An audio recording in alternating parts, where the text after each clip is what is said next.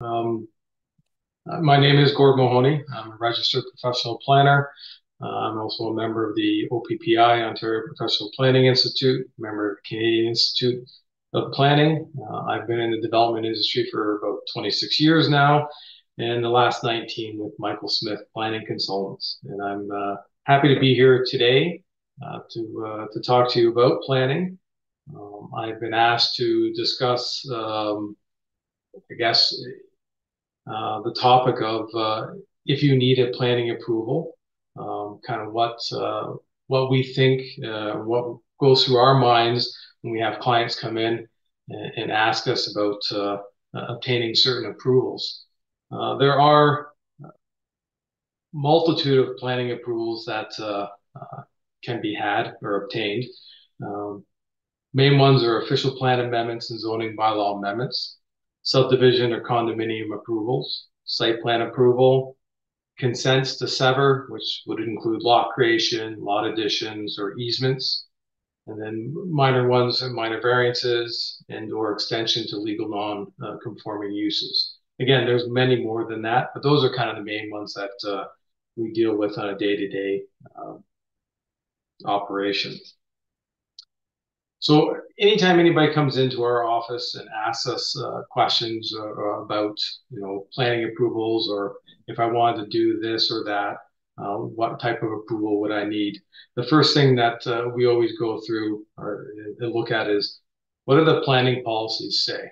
Okay, and many of you have probably heard Michael and I speak about this, and Michael always uses the analogy that planning is like a baseball diamond, and first base, of course, is always the planning policy. So we look at, what does the client want to do? Okay, and we get an understanding of what they're proposing.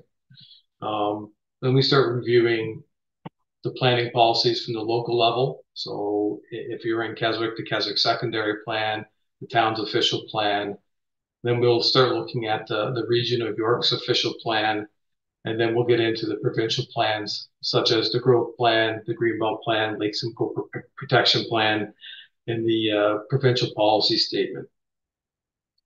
Of all that, really the one main thing that we start looking for is the property within a settlement area.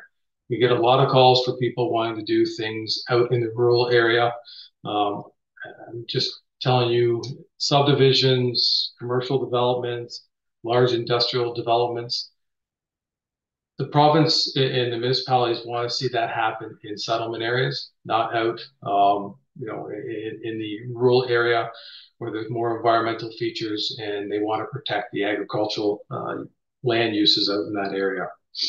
So once we kind of determine where the property is, what the land use designation is, we'll look at what the zoning provisions are, what's permitted on the property, what are the setbacks requirements, lot coverage requirements, parking requirements, height restrictions, planting requirements.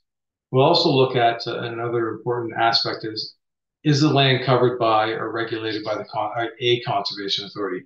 Typically in this area, Lake Simcoe area, it's the Lake Simcoe Region Conservation Authority, but we do work all over the province. We like to stay within the Lake Simcoe area, but and there are obviously different conservation authorities.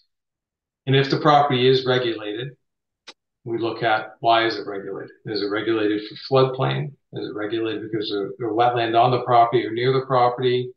Are there other hazard lands on the property, wave rush up you get along Lake Simcoe, things of that nature.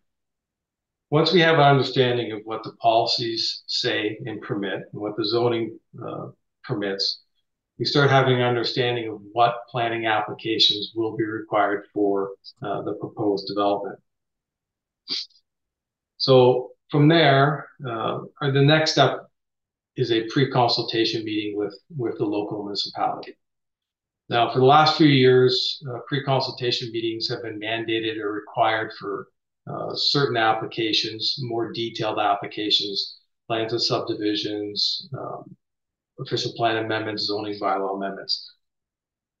Just recently, the province has said that it's not required. It's not mandated. You don't have to have one, okay? But we have found in our experience it is so important. It's much better to have at least a conversation with the municipality before you go into a planning process to understand what the municipality will want to see when you submit an application. Okay. Um, it's a meeting between the client, yourself, or your planning consultant, maybe other consultants, traffic or engineering, architect, and the local municipality. Gives you a chance to explain the development to them, gives them a chance to review it, and gives them a chance to tell you what reports and documents that they will want to see submitted with the application so that they can review it and provide a recommendation report to council. Um, Typical studies you'll see requested from municipalities are functional servicing reports, stormwater management reports. How is it going to be serviced? Is there enough servicing capacity? Are the pipes the right size? Is there storm sewers? How's the storm water going to be controlled?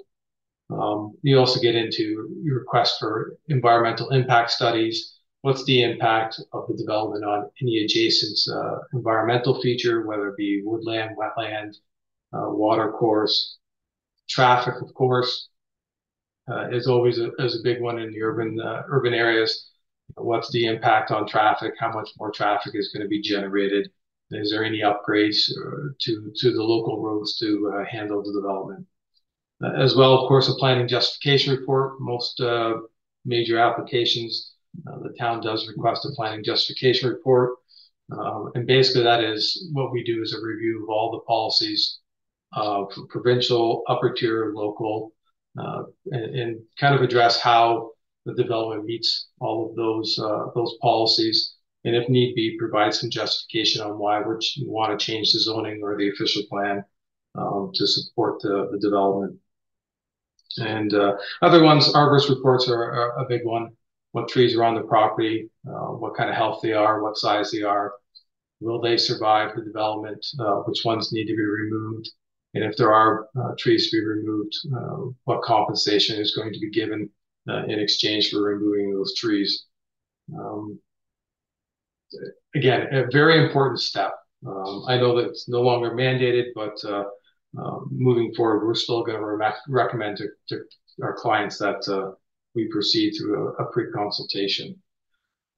So I know that's kind of a lot of jargon, and maybe not everybody has gone through a process like this. So I've taken a minor variance example, which is a very simple, I shouldn't say, not always simple. Sometimes it can get complicated, but it is a simple application. Maybe some have gone through it, and just kind of explain how we look at it and how a municipality looks at it and how it ends up getting approved.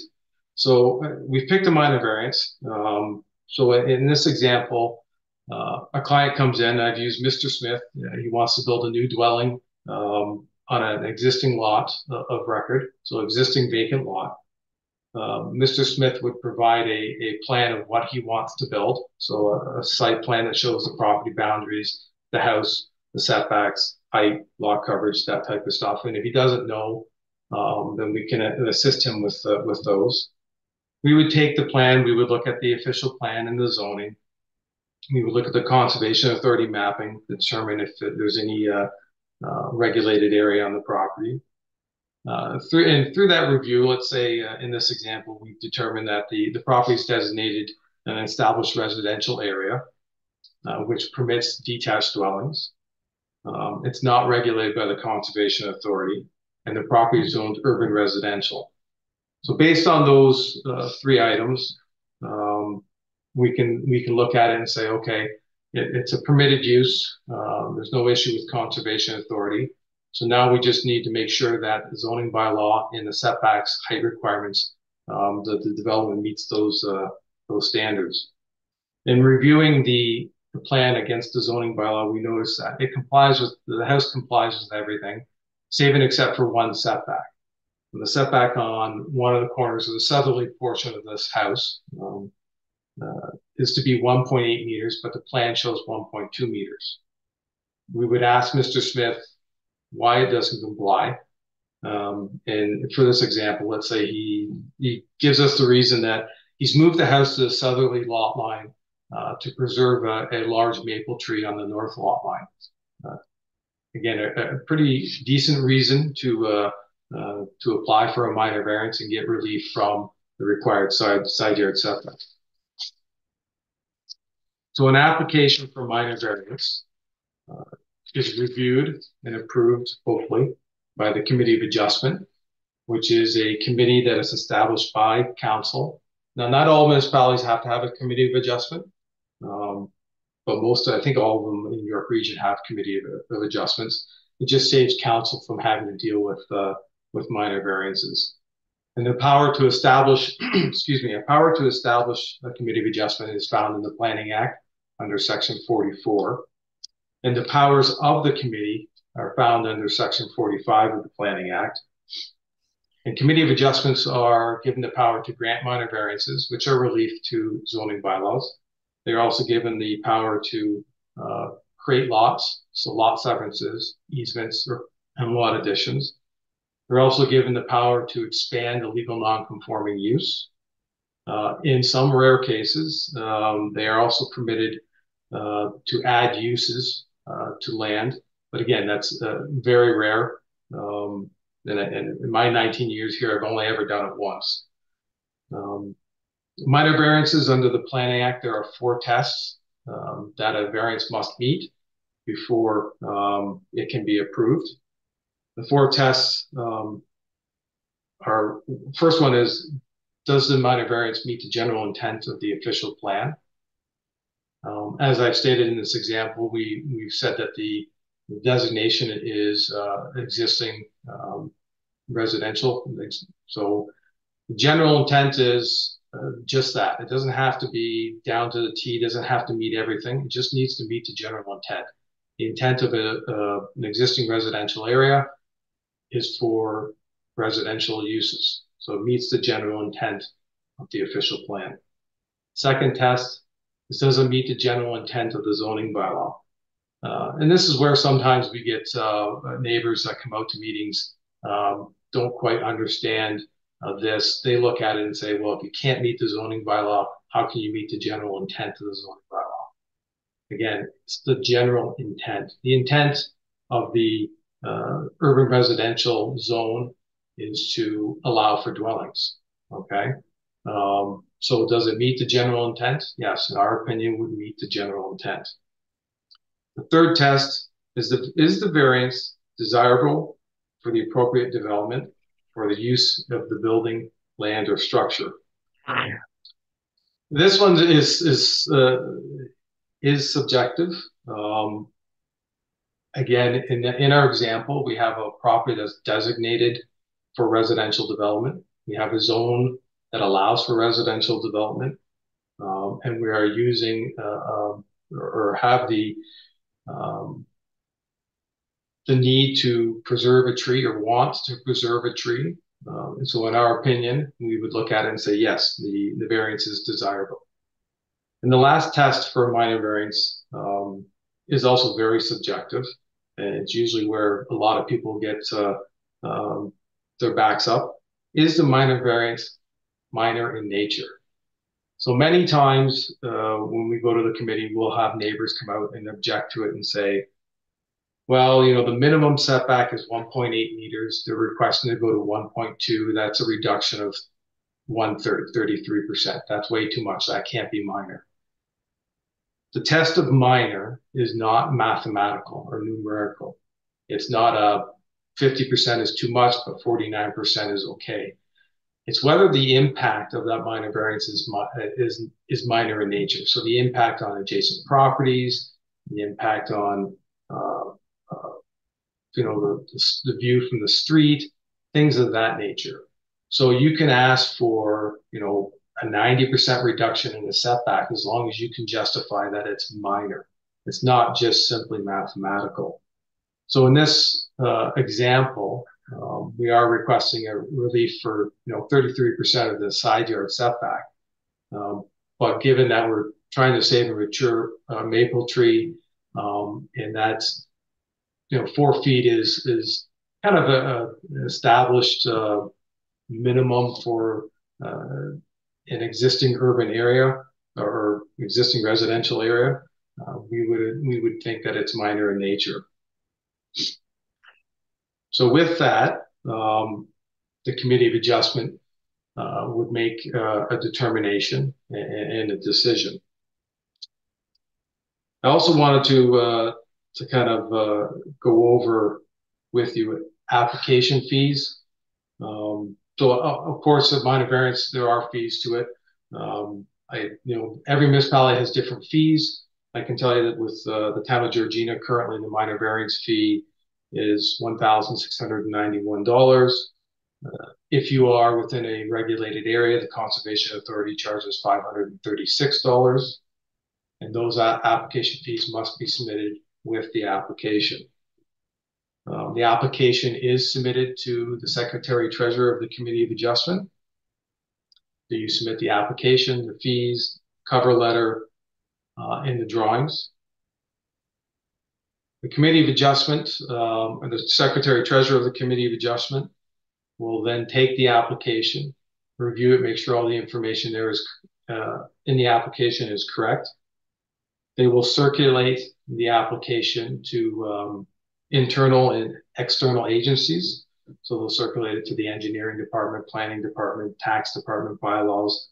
They'll also circulate it to Conservation Authority, Region of New York, MTO if it's required, and things of that nature. The committee secretary will also determine when the application goes before the committee. So usually when you submit an application, you'll get somewhere between a month and 2 months before the application is heard by the committee. And they'll give you a notice of when the application's been deemed complete. Along with that, they'll give you the date of when the application will be heard. They will also tell you when a sign must be posted on the property. Minor variances under the Planning Act, signs must be posted 10 days prior to the day of the hearing. Oh, lost my spot. And once you go to the, once the hearing's been scheduled and it's the day of the hearing, you go before the committee, you do your presentation. It's followed by a presentation, at least in the town of Regina, it's followed by a presentation by the planner on the file. And then it's open to the floor where residents, local residents can provide their input on the application. Once that's done, the committee will make their decision, and they have 3 options. They can defer the application if they feel that there is some additional information that needs to be provided. They can approve the application, and then they can refuse the application. Whatever the decision is, or if it's deferral, they'll ask you for a date in which you can come back, or if it's a complicated matter, you can ask them to defer it to a future date and not pick a certain date.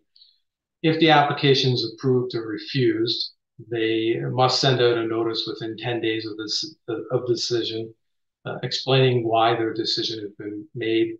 So if it's a refusal, they'll, and they, in their opinion, it's not minor in nature, they'll write out a decision that says why it's not minor in nature. If they do approve it, they will send out a notice, saying it, in their opinion, it meets the 4 tests. I also wanted to state that appeals are no longer, there's no longer any third-party appeals to minor variances or consents or zoning bylaw amendments. So if you have a neighbor that is objecting to a minor variance, they are no longer allowed to appeal. The only people that can appeal an application now are what they call specified persons. It has a defined or a definition in the Planning Act.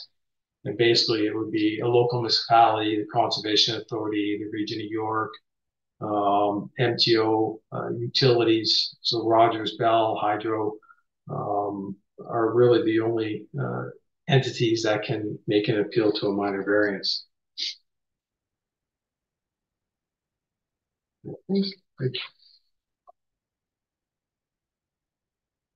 Okay. Sorry, I thought I missed something, but I didn't. So I think that kind of ends my presentation. I know from doing this in the past, there's usually lots of questions.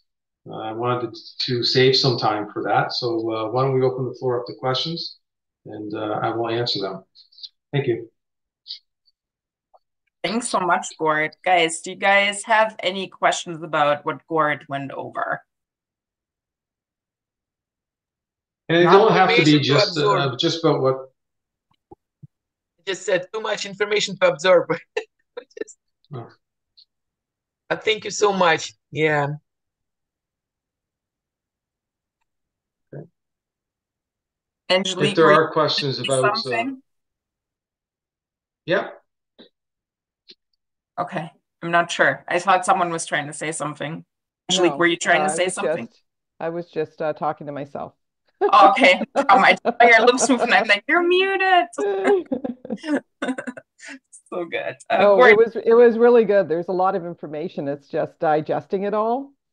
And do you have any like, I didn't take notes during it. Do you have a kind of a note or a sheet or something you might be able to share that would have like some of the information?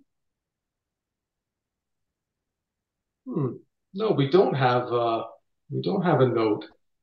There are, you know what? I will.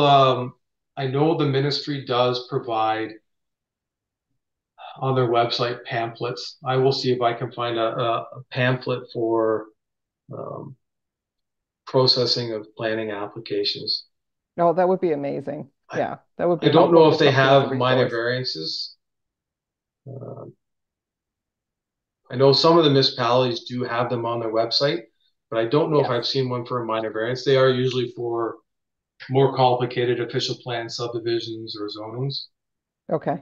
But if I can get them and download them, I'll email them to Sarah. Is that fine? And then you can distribute them to the agents. Okay. Absolutely. Yeah, I think the one from the ministry would be useful because, as you said, like each municipality has their own, right? Yeah. Yeah. Well, then you're also getting the information from the province. So. I mean, even Gord, what you were they're very general with the minor variants. Like if you have bullet points about that, you know, we can always create a flow chart. We love a good flow chart over here, so we can always do that too. So that's no problem. Anna, you have your hand up. Do you have a question? Yes, Gord, could you advise? I know that I think in 2023 or maybe this year, I heard that some of the some of the things that Lake Simcoe Conservation was looking at, they passed to the townships, let's say to Georgina. Some things that they used to control, they're not controlling anymore. It's the townships. Yes, yeah, that is true. So the province in the last 4 or 5 years is taking a much more active role in trying to speed up development. And one of the things they did was they did remove some power of the Conservation Authority insofar as reviewing environmental reports, environmental impact studies, or natural heritage studies, and put it in the hands of the municipality. You know, some people think this is a good idea. Michael and I, maybe I shouldn't speak for Michael, but I don't like it, to be honest with you. What has happened now? So the Conservation Authority can no longer review an EIS, which are, I mean, for most major developments, you're going to be doing an EIS, environmental impact study. And what it used to be, what you get one done and then you submit it with the application, the Conservation Authority would review it. They provide comments, and you go back and forth with the Conservation Authority. I've worked with the Conservation Authority long enough. We have a good working relationship with them. What happens now is the Conservation Authority is no longer to review those on behalf of the York region and the municipalities. So when you submit one, you still have to provide one. When you submit one to the town doesn't have the expertise to review it. So they have to find a peer review. So they have to find a third-party environmental consultant to review this report. Well, the town's not picking up the cost of that.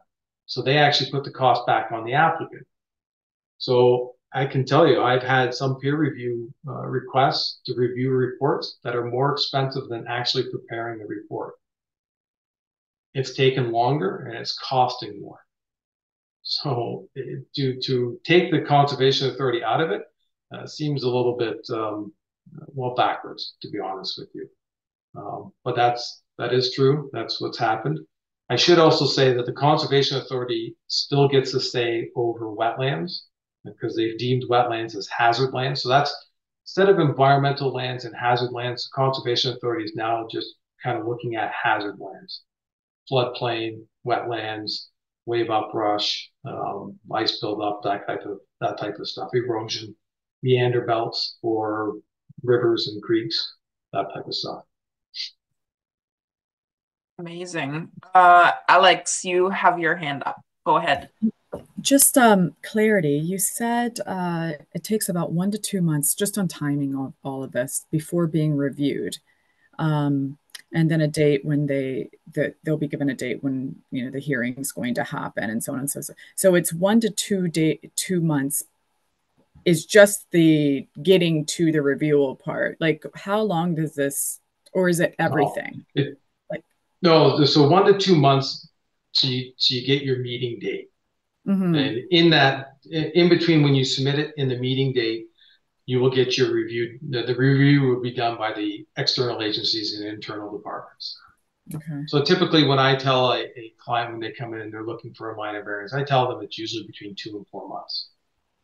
Okay. From start to finish? From the date the application is submitted. Okay. And then so if you need some time beforehand.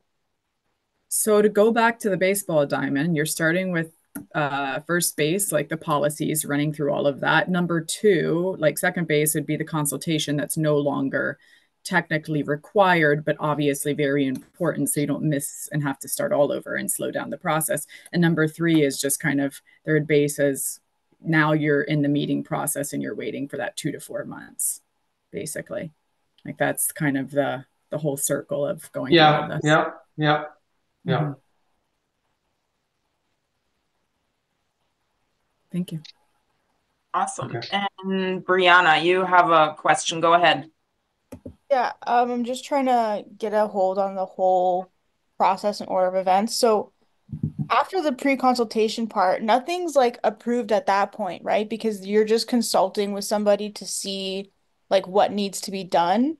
And then once you get everything done that they suggest, then you would submit to the city or whoever, like this is what we want to do with like all the plans and the breakdowns and the studies and whatever. And then they review all that and then they either approve or defer or refuse? Yes. Okay. Okay, thank you. That's correct.